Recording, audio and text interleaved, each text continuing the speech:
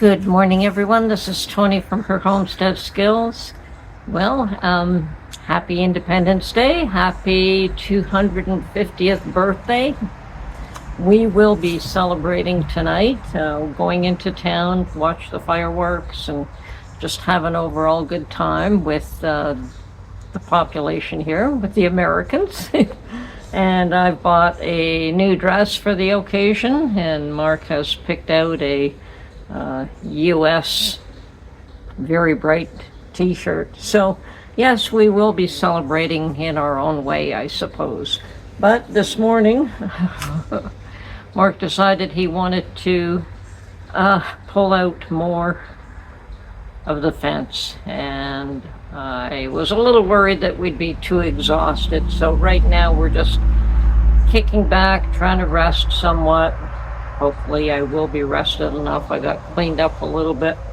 We were 2 hours pulling another couple of sections of that fence around the enclosures. And it's, getting in close to the enclosures. They were definitely for chickens. There's chicken wire, and then there's the really thin stuff. I forgot what that's called.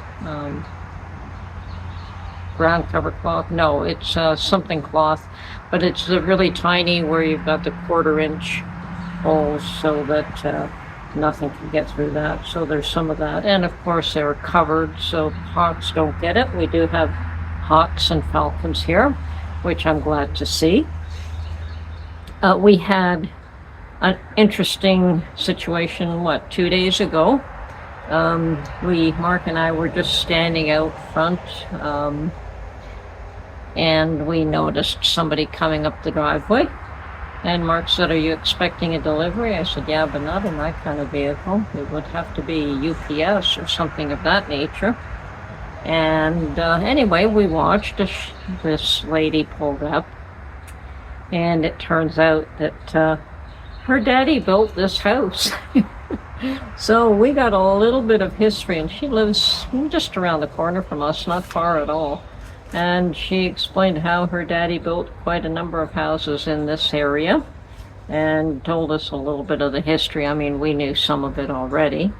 But she went into much greater detail and discussed, the fact that you will likely continue to have privacy on the 10 acres on the one side of me, because it is, anyway, I've heard that the people don't want to sell there, which is good. But yeah, we heard a lot of interesting situations with this particular house. And I know that the daughter of the last owner lives not too far away, as a matter of fact. And I told her I did find some pictures. We had a lot of cleanup to do. Now, this house was the last owner. I guess her husband passed away first, and then she stayed here for a while and, lived here until she passed away herself. But she had put a reverse mortgage on the place so that she could live here. And because of that, I suppose, when she passed away, everything here belonged to, the house belonged to the mortgage company and not to the daughter, because it was a reverse mortgage. So, but we did find a ton of garbage. We didn't really find anything of value here, like there really was nothing of value.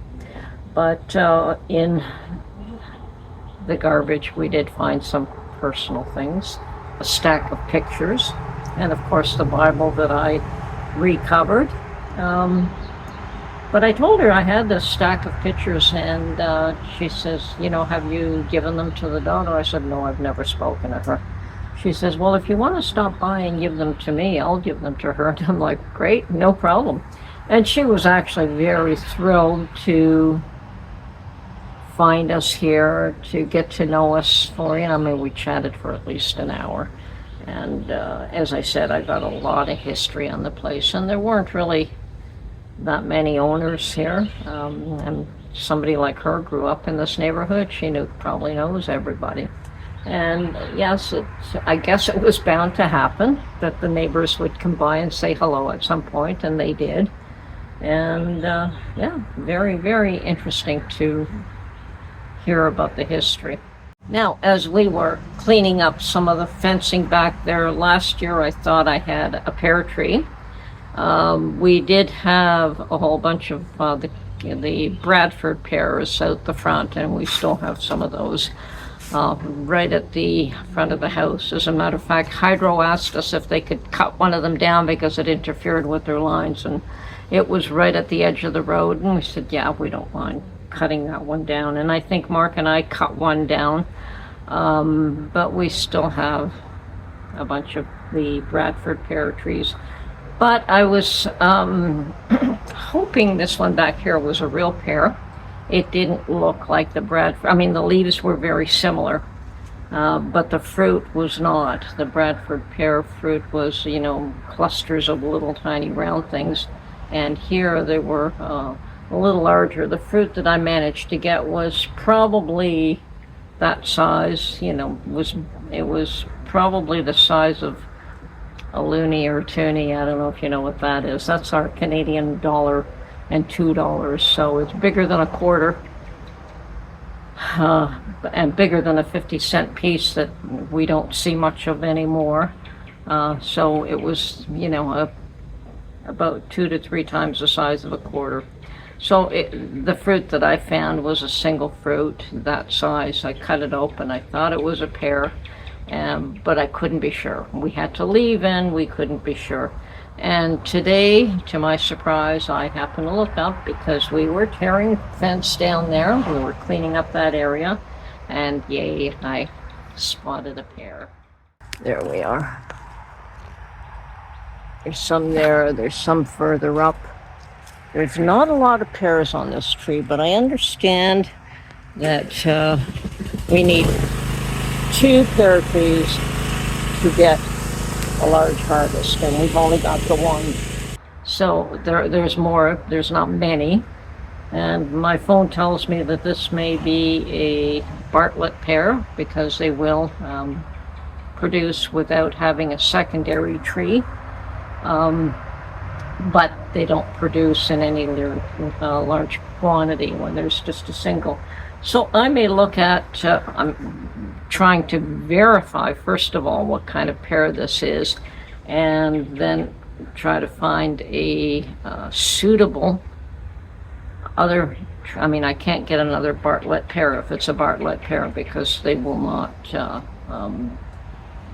produce. I need something in like an Anjou or something else. Now, if this is an Anjou, then I would need a Bartlett. I don't think this is an Anjou. They have shorter stems, and this is still a young, it's not fully matured, it's still extremely hard. And I believe it's a Bartlett, but doesn't have the full shape, but some of the other ones that are still on the tree do. And unfortunately, I will not be around to pick them unless I can pick them just before I leave and maybe put it in jars. I don't know. We'll see what happens. But other than that, my figs are starting to ripen. I have 2 of them that have started to ripen, so I should get some figs before we leave as well, which is something I'm happy about. Anyway, just wanted to wish everyone a wonderful 4th of July, Independence Day, and maybe with any luck I will be videoing some of the sights and sounds of our celebration here. So talk to you really soon. Bye for now.